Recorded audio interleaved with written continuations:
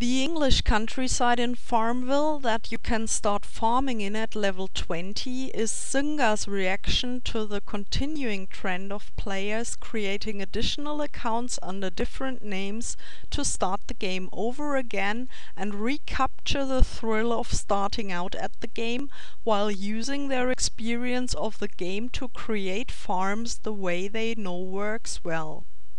In addition to that, even before Farmville was released in 2010, there have been calls by players for quests and more action in Farmville. While other players want to continue playing Farmville the way they are used to, this is actually the way to cater for both audiences, if indeed they are that different. The English countryside offers the chance to begin a new farm while keeping your old farm on the same account, and people who aren't interested in the quests can continue playing their accounts the way they feel is best, without being continuously harassed to do new tasks. On the other hand, you get good rewards for doing the quests. Sometimes you can receive unique items or free farm cash that way, and some of the quests will give you farm buildings to help you develop your English farm faster. And if you want to get ahead fast, the English countryside can put you on the fast track there as well. Since you can keep running both your farms at the same time to make twice as much money and XP at the same time.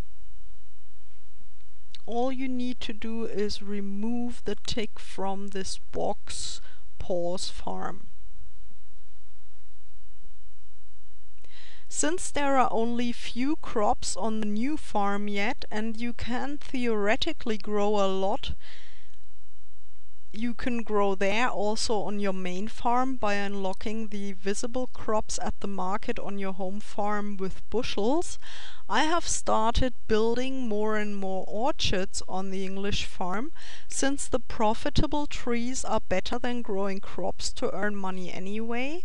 And I also use the English countryside to master limited crops while I do my regular masteries at the home farm.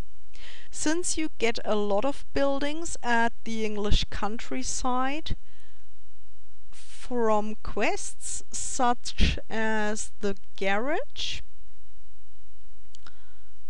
a chicken coop, your crafting building the pub, and a dairy farm, all you need to buy there are some additional dairies and the sheep pen when the quests require you to do so. Constructing buildings before the quests give them to you for free, like the chicken coop, will not give you an additional building when you finish the quest, so don't cheat yourself out of the quest rewards by building things that aren't asked for. Since there are already a lot of guides on the quests, I'll just say that it's no problem if you don't read those. They aren't exceptionally difficult to achieve, and few of the things they require can be done in advance, so my approach to them has been to wait for the quests and not take the fun out of them by reading ahead. If you want to read about the tasks, there is a good visual guide on the forum and on most of the fan pages I know. At the moment I still enjoy the slightly different look of the English countryside farm and wait for new quests to be opened. You don't need to rush through the quests unless that's what you like. Just do them when the timing suits you. For some of the quests, expansions are required, but so far there aren't any that ask for the farm cash only 26 by 26 English expanse and 28 by 28 English domain expansions. When they do, I suppose those will already be available for coins, so I haven't bought them with farm cash. In order to expand your farm in the English countryside, you need help by friends to survey the land. There aren't any neighbor requirements though. You need 2 surveyors for the English homestead, 14 by 14, 6 for the English family farm, 16 by 16, 9 for the freehold, 18 by 18, 12 for the English plantation, 20 by 20, 15 for the English holding, 22 by 22, and 20 for the English estate, 24 by 24.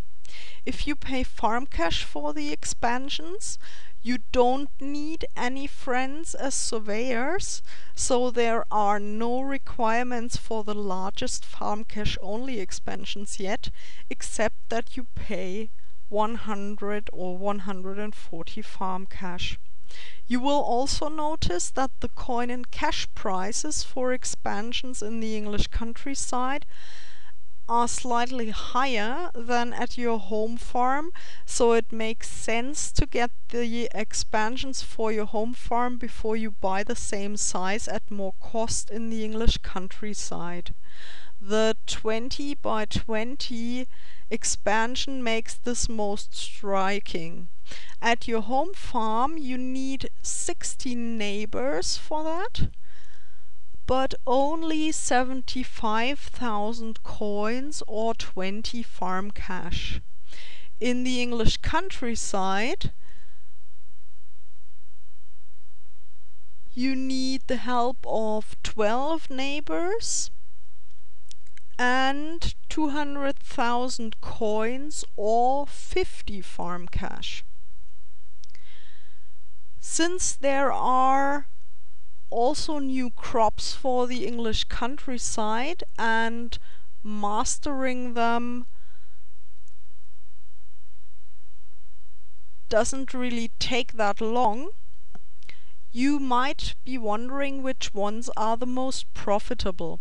At the moment they aren't included in the Farmville planner that I use, but you can find information on them on the Farmville wikis.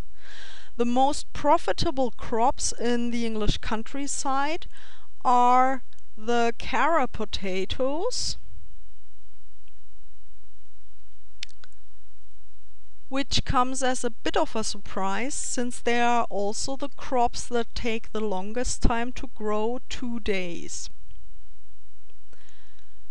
They will get you 7.6 coins per hour, but not too many XP. Next up is royal hops at 7.5 coins per hour, and it only grows for 10 hours. Field beans and turnips both take 16 hours to become ripe and give you 7.2 coins per hour. Foxgloves, 12-hour flour is also 7.2 coins an hour. Radishes take 18 hours to grow and you earn 6.9 coins an hour. Barley, bluebells and English peas take 12 hours to grow and give you 6.3 coins per hour. Black tea